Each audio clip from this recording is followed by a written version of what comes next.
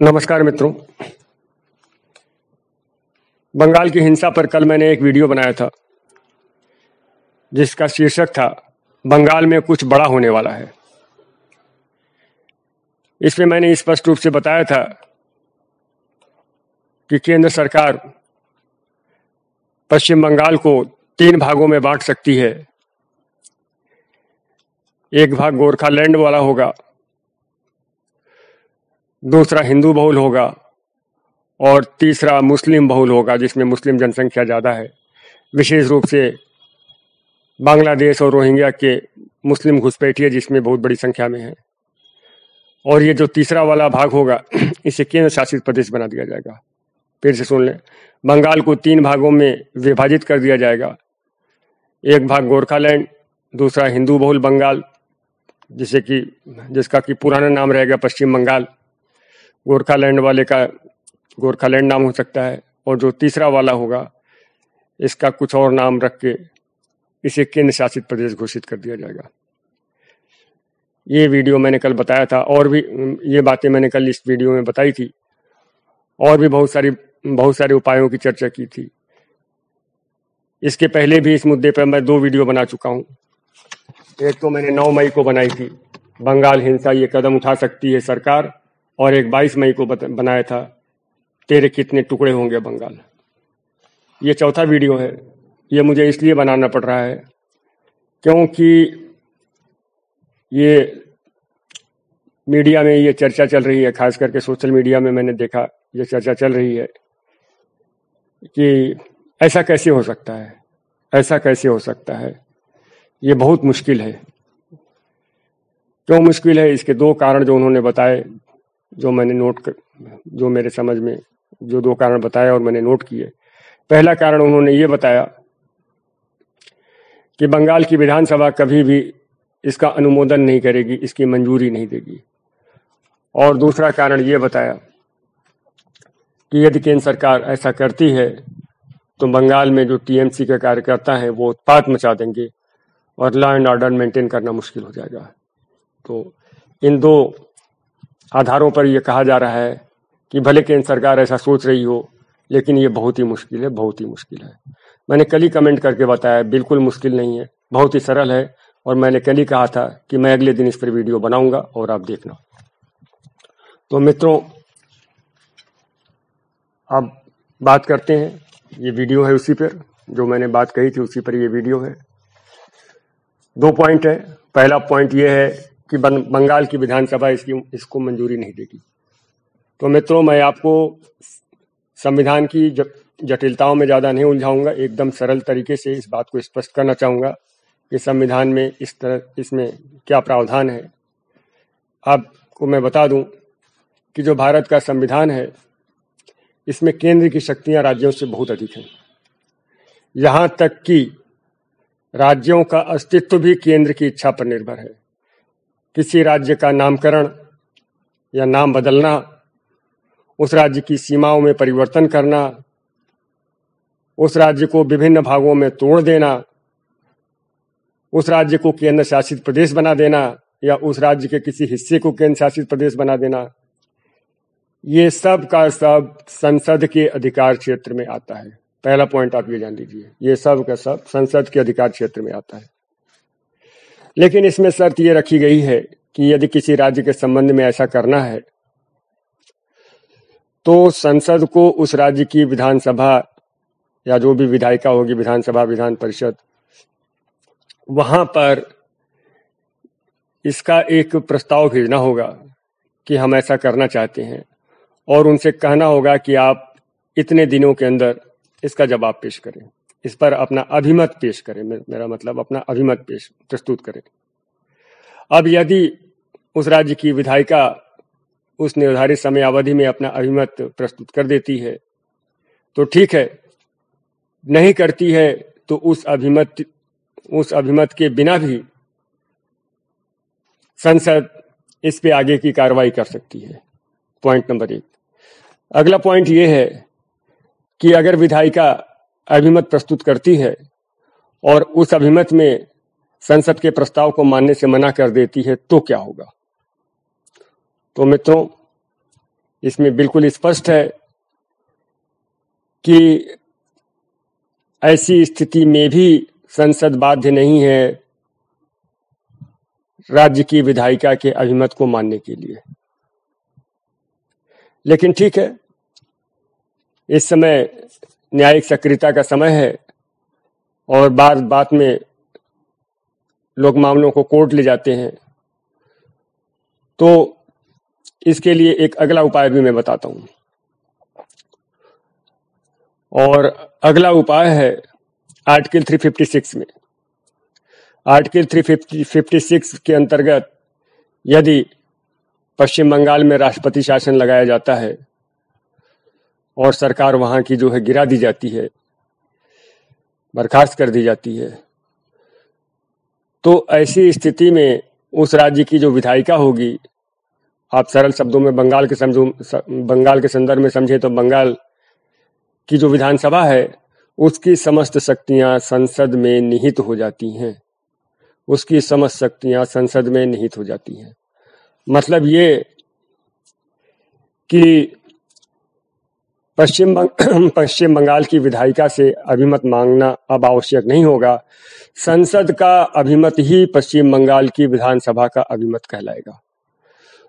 तो अगर step by step चले कि पहले पश्चिम बंगाल में राष्ट्रपति शासन 356 के अंतर्गत लगा दिया जाए और इसके बाद पश्चिम बंगाल की विधानसभा की सारी शक्तियां संसद में निहित हो जाएं, तो संसद को आवश्यकता ही नहीं है कि पश्चिम बंगाल की विधानसभा से पूछे।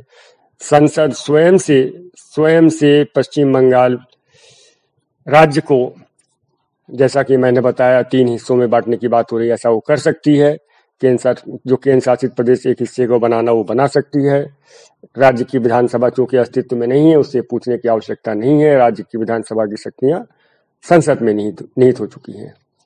और आपको ये भी बता दूं कि संसद जब उस राज्य की सीमाओं में परिवर्तन करती है, उस राज्य का नाम बदलती है, केंद्र शासित प्रदेश बनाती है, जो भी इस तरह की चीजें करती है, तो इसके लिए विशिष्ट बहुमत की आवश्यकता नहीं, स्पेशल मेजॉरिटी की जरूरत नहीं। सिंपल मेजॉरिटी से संसद ये ऐसा जो है कानून जो है पारित कर सकती है। ऐसा कानून पारित कर सकती है, ऐसा संशोधन कर सकती है। तो मेरा मतलब ये है कि बहुत संसद के लिए बहुत आसान है, बहुत सारा बहुमत नहीं जुटाना पड़ेगा और ये जो प्रावधान है ये किए जा सकते हैं। अब अगले बिंदु पर आते हैं जो ये कहा जा रहा है कि अगर केंद्र सरकार ऐसा करने का प्रयास करेगी तो पश्चिम बंगाल में जो टीएमसी के कार्यकर्ता हैं वो तूफान खड़ा कर देंगे, लॉ एंड ऑर्डर जो है मेंटेन करना मुश्किल हो जाएगा। कुछ नहीं कर पाएंगे, मैं आपको बता रहा हूं, कुछ नहीं कर पाएंगे वो लोग। कश्मीर से ज्यादा खतरनाक समस्या लोग भले पश्चिम बंगाल की कह रहे हैं, लेकिन वास्तव में ऐसा है नहीं। कश्मीर की समस्या ज्यादा खतरनाक थी। कश्मीर का बॉर्डर पाकिस्तान से लगता था, पश्चिम बंगाल का बांग्लादेश से लगता है। पाकिस्तान से जिस तरह आतंकवादी घुसपैठ करते थे कश्मीर में, वैसा पश्चिम बंगाल में नहीं करते हैं, क्योंकि पाकिस्तान से उनका बॉर्डर नहीं लगता है। इसके अलावा पश्चिम बंगाल की जो स्टेट मशीनरी है, मतलब कि जो वहाँ की ब्यूरोक्रेसी है ना, वहाँ के सरकारी अफसर हैं, उनमें भी बहुत बड़ी संख्या में ऐसे कट्टरपंथी तत्व थे कि बहुत ही मुश्किल था, यह काम बहुत ही मुश्किल था। और जो जम्मू कश्मीर की जनसंख्या की डेमोग्राफी है, वो डेमोग्राफी भी पश्चिम बंगाल की डेमोग्राफी की तुलना में ज्यादा खतरनाक थी, ज्यादा प्रतिकूल थी। तो मेरा मतलब ये है कि जम्मू कश्मीर की जो समस्या थी और जम्मू कश्मीर की जो परिस्थितियां थी, पश्चिम बंगाल की तुलना में ज्यादा कठिन और ज्यादा जटिल थी।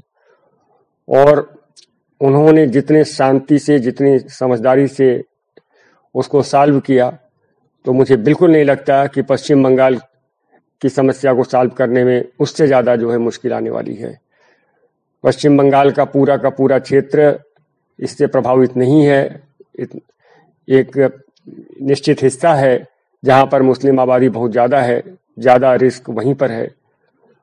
और उस इलाके को सेंट्रल फोर्सेस के द्वारा कंट्रोल करना बिल्कुल मुश्किल नहीं होगा, बिल्कुल मुश्किल नहीं होगा। दूसरी बात यह है कि जो पश्चिम बंगाल की जो ब्यूरोक्रेसी है, जो वहाँ की पुलिस है, जो वहाँ का प्रशासन है, उसमें उस तरह के कट्टरपंथी तत्व नहीं है जिस तरह से जम्मू कश्मीर के प्रशासन में, प्रशासनिक मशीनरी में थे। वो जरूर जो है इस समय ममता बनर्जी की सरकार के हाँ में हाँ मिला रहे हैं, वो उनकी मजबूरी है क्योंकि उन्हें ममता बनर्जी के अधीनता में काम करना है। लेकिन जैसे ही ये सरकार भंग होगी और केंद्र के अधीन आएगी, ये पूरी की पूरी जो प्रशासनिक मशीनरी है ये एकदम ढर्रे पर आ जाएगी। मैं आपको बता रहा हूँ, ये एकदम ढर्रे पर आ जाएगी। और पश्चिम बंगाल की सीमा बांग्लादेश से लगी हुई है, इसलिए वो समस्या भी कोई बहुत ज्यादा है नहीं जैसी समस्या वहां पर थी कश्मीर में पाकिस्तान के संदर्भ में। तो मित्रों, ये जो दूसरी समस्या जिसको इतना बड़ा करके बताया गया है, ये बिल्कुल बड़ा नहीं है, बिल्कुल बड़ा नहीं है। ये तब तक आपको बड़ा दिख रहा है जब तक वहां ममता बनर्जी की सरकार है। जैसे ही ये सरकार गिरती है, जैसे ही 356 यहाँ पे आरोपित किया जाता है, आप देखना परिस्थितियां एकदम नियंत्रण में आ जाएंगी, एकदम नियंत्रण में आ जाएंगी। यहाँ तक कि जो टीएमसी के जो ये कर रहे हैं ना, वो एकदम एकदम कंट्रोल में आ जाएंगे। ये ज्यादा कुछ उत्पात नहीं मचा पाएंगे। हाँ, एक विशेष समुदाय है, उसके लोग हैं जो थोड़ा उत्पात मचाने का प्रयास करेंगे, सरकार उनसे सख्ती से निपट लेगी, ऐसा मेरा पूरा विश्वास है। तो मित्रों, फिर से आपको बता दूं संक्षेप में कि पश्चिम बंगाल राज्य का विभाजन और उसके एक भाग को केंद्र शासित प्रदेश बना देना कतई मुश्किल नहीं है, कतई मुश्किल नहीं है। हमारे संविधान में इसके लिए पूरी पूरी व्यवस्थाएं हैं। और रही बात व्यवहारिक समस्या की, तो व्यवहारिक समस्या भी नहीं आने वाली है। कश्मीर की समस्या पश्चिम बंगाल की समस्या से ज्यादा खतरनाक थी, ज्यादा खतरनाक थी।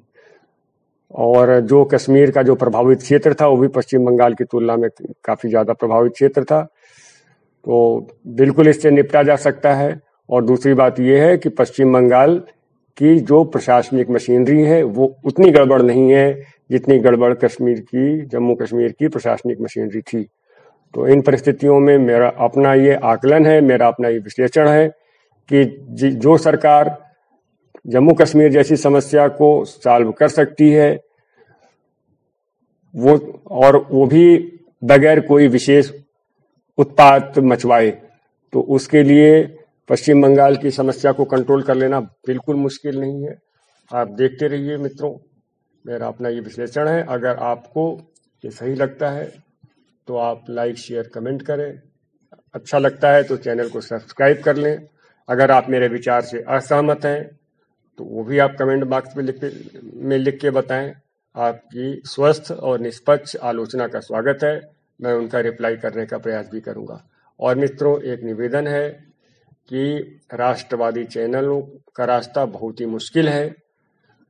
इसके विपरीत जो राष्ट्र विरोधी विचार वाले जो हैं, जो भारत के विरोध में जो विचार रखते हैं, ऐसे चैनल बहुत आसानी से आगे बढ़ जाते हैं, प्रमोट कर दिए जाते हैं। तो मित्रों, अब जिम्मेदारी आपकी है कि हमारे चैनल का समर्थन करें, लाइक करें, शेयर करें, कमेंट करें, सब्सक्राइब करें, हमारी शक्ति बढ़ाएं, जिससे कि हम अपनी बात इसी तरह से रखते रहें। तो ठीक है मित्रों, नमस्कार, फिर मिलेंगे।